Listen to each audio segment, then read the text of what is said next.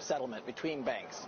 So today, if Morgan wanted to send $10,000 to London right now, the fastest way for her to do that is to drive to Newark or JFK and fly it there.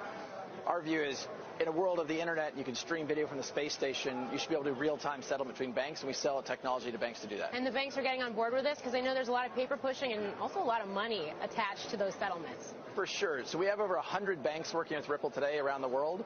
I think the vast majority of banks, like 99.9% of banks, actually are paying other banks, the kind of the global money center banks like JP Morgan or Citibank, to make those settlements.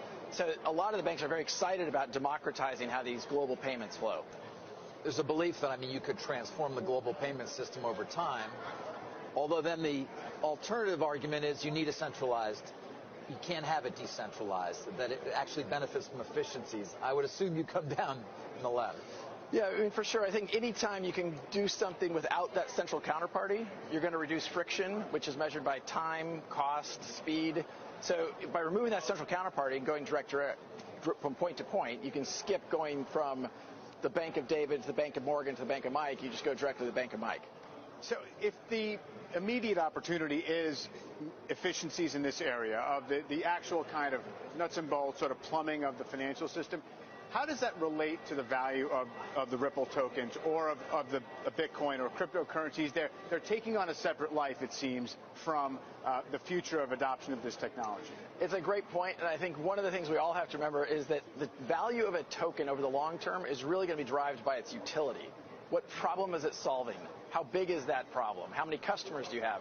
There's no question there's a lot of hype in this system, and I don't actually think that's a good thing. For Ripple, we use this digital asset called XRP to settle liquidity needs between banks. So today there's $27 trillion parked at different banks around the world so they can make payments between each other. Our view is you can use a digital asset like XRP to do that in real time.